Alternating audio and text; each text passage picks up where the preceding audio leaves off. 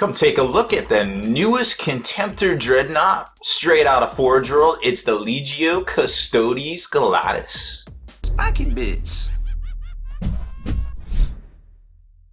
What's going on, Hobby Maniacs? Baer back again with you today with this really cool Contemptor Dreadnought. Now this is brand spanking new. We don't even have rules on it. I'm sure it's going to be in book 7, Inferno, from Forge World, and of course for the Horus Heresy, but we're not there yet. When will there be now? Well, it's not right now, so we can only guess what its actual rules will be. But what we do know is it is a Contemptor, so that gives us some pretty good guidelines. Now, as far as the kit goes, it's a pretty interesting little self-contained mini suit of armor. It's 54 pounds, which I think, if doing my math right, puts it at around $70 US monies, depending on which way the Brexit is blowing, I guess, so to speak. Now, it comes in this new little like clam pack kind of thing. I hadn't seen this configuration before, so we cut around the edges there so we could take a look at the components themselves, and of course, the little instruction manual. Again, no rules in it, which was really interesting. It's just straight instructions, which I guess is kind of true with the way they do things with the like Primarchs and stuff like that. They usually don't put rules in here. So some advice on assembling this guy, and then on the back, the exploded view of all the parts, all the little ornate pieces. You get alternate feet. You get, you know, the shin guards,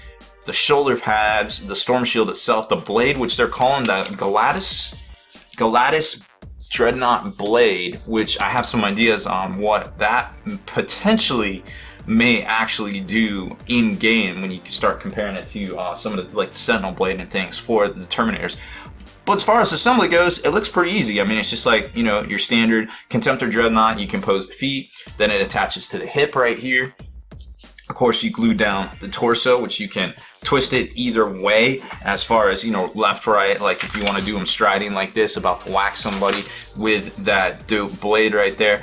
And then the arms all kind of go together, and you could theoretically interchange the weapons, I suppose. But again, we don't know what the weapon options are going to be on this, so I would definitely recommend possibly magnetizing these if you can, so that way, in case they're like, oh, by the way, you can take conventional guns too, you're not like, boop.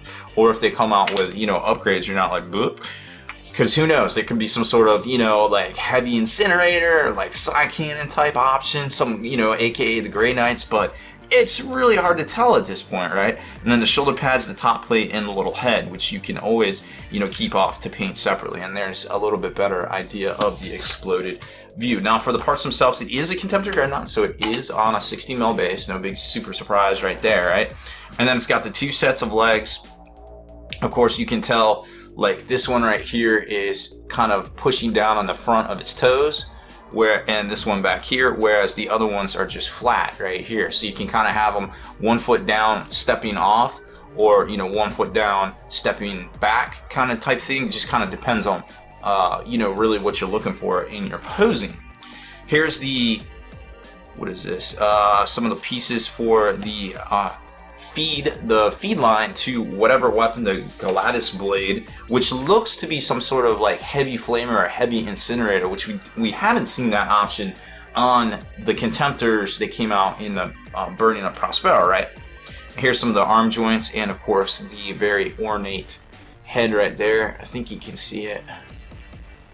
Let's see, there it is in focus right there. It's got all the little flurry and little super hot detail right there. Here's the blade itself, which I think is pretty cool. Now, it is a little bit bent, so remember, working with Forge World resins can be an adventure sometimes, but we have a video here on the channel on how to deal with that, and then there's some of the feed pieces right there. Here's the backpack, very similar to how they do on the Custodes themselves for the Terminators. There's the dope-ass storm shield with, now this is weird, it has the Aquila. Well, I guess this is the symbol of the Great Crusade right there. It's not the, what is it? They call it the Eagle Palatine, I think it is. For the single-headed eagle, that is supposedly the Emperor's like personal library. But this has both. I wonder why I did that. I don't know. And then there's the brace for where the arm holds onto it. And here is the front. Actually, this is the top, and that's the bottom. The little shoulder joint. Squeaky, squeaky, squeaky. Or excuse me, the hip joint. And here's the front torso, which is going to go down right over top of that. And depending on how you want to do it, you can adjust it forward, back, left, right, up, up, down, BA start kind of type deal right there. And then the back piece right here glues on there. Of course, these are all still, you know, on the sprues. We haven't taken them off the gates or anything like that. Here's some of the arm, some of the arm pieces. Pretty standard fare to what we've seen in the past, the arm joints and such. So you could always drop some magnets in there with a little creative modeling, I suppose. And here's the front shin guards, or whatever you officially call that. I'm not an armorer, I'm not an armor smith. I don't know what you call those, but there they are right there. And the tops, this would be your thigh, basically, or your hip rather. And then these go down and lock into here, so you can, you know, do all sorts of crazy custom poses and things like that. Boom. And here is the front of, where is it? Like this. So it's actually kind of like a three-part kind of system once you start doing this. And we saw this on the Legio as well. It's really interesting how they do all this. So it just kind of locks in there, and then that way you can actually twist on the waist as well and get that really dope positioning. This is, what is this? I actually don't know what this piece is. We're gonna look that one up. Oh, I think is that the knee joints? I think that's the knee joints. We'll check that in a second. And there's the top piece right there where the head locks into right over top of here. Boop. It basically locks the head in. So you can always attach that with a little bit of poster tack if you want to do some airbrushing and tighten those things up. Again, same with the shoulder pads here. You can do some dope fades and then glue those on separately. And I mean, if you stick this with some poster tack to a stick or something like that, you can also airbrush that up pretty easily and then just snip it right off. And depending on how you do it, well, maybe you'd have to be very careful and kind of plan that one out so you're not missing any paint. And then here's some pieces. This is some of the ornate little, I forget what they call them, the pofagler thingies. They're a little, they hang off the shoulders. Where is it? Let's see if I can show you. Like the ancient Romans, yeah, they go in the shoulders and they kind of hang down, kind of like the cataphractii armor. They hang down kind of to catch some spears and things. There's actually a few more of those, but because I opened it and put it in a little baggie, I think they're inside the little baggie.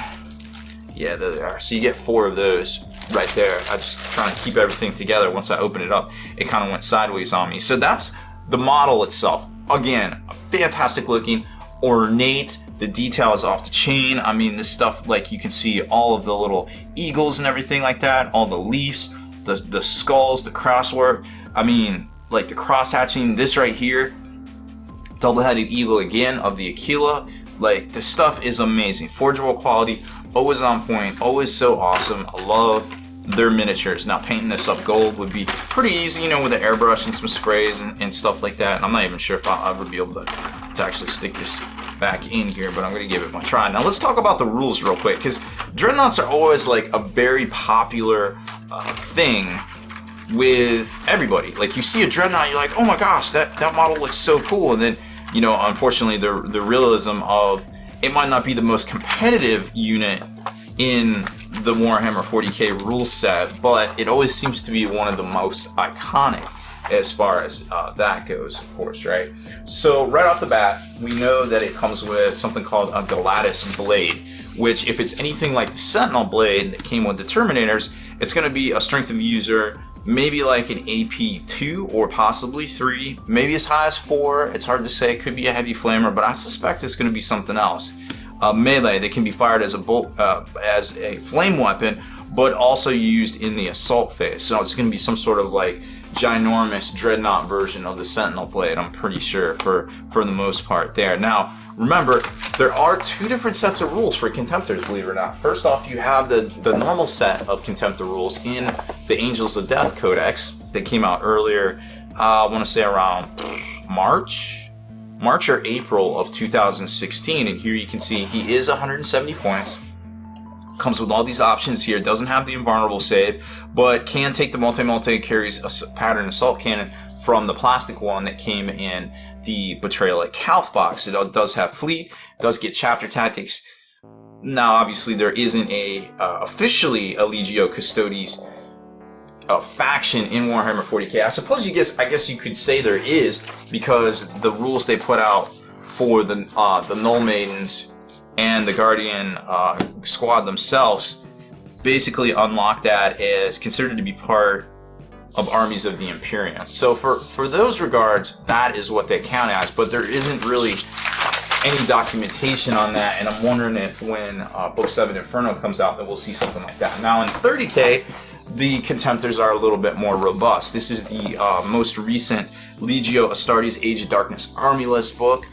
On page 34, we see Contemptor Dreadnoughts. You can field them in squads. They are 175, so only 5 points more than they are in 40k. But look at all these options. You have all these options.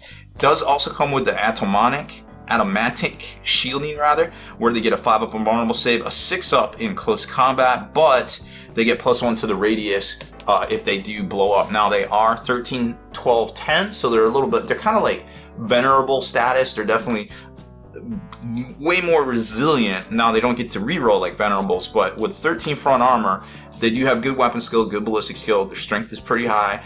They're not the automatic 10 that a Dreadnought is, but it is what it is right there, right? So maybe perhaps we can see a strength to user flamer on the Contemptor. Maybe it'll be 2, and then of course coming in hot with a storm shield and perhaps some sort of Guardian Blade type thing right there, which maybe we'll get lucky and it's AP2. Maybe it'll just be AP3, but I don't know. You'd think something that big would be AP2. Again, this is all spitballing because in a few short weeks, I'm sure we will see the burning of Prospero Inferno, Book 7 of the Horus Heresy from Forge Roll, and all will be revealed there. Now, we also have another great review of the last Legio Custodes tank that came out, and I think we have one more to put up here on the channel. Not sure when that's going to happen, but keep your eyes peeled for that one. Oh, and the transfer sheet as well in the last one, the Galatus, I think it's called. Hard to say what all these terms actually pronounce as, but we do as best we can here. So, omissions, clarifications, any comments, please drop them below and we will try to answer them all. Deleted scenes, bonus content, and all the interviews and post-game wrap-up videos can be located in the Hall of Veterans on thelongwar.net. Visit thelongwar.net today and try a week completely free with no strings attached. That's not all. Thelongwar.net is also your hobby resource for exclusive early access with an ad-free experience to all your favorite videos. Members of the Hall of Veterans gain early exclusive access to multiple hobby videos.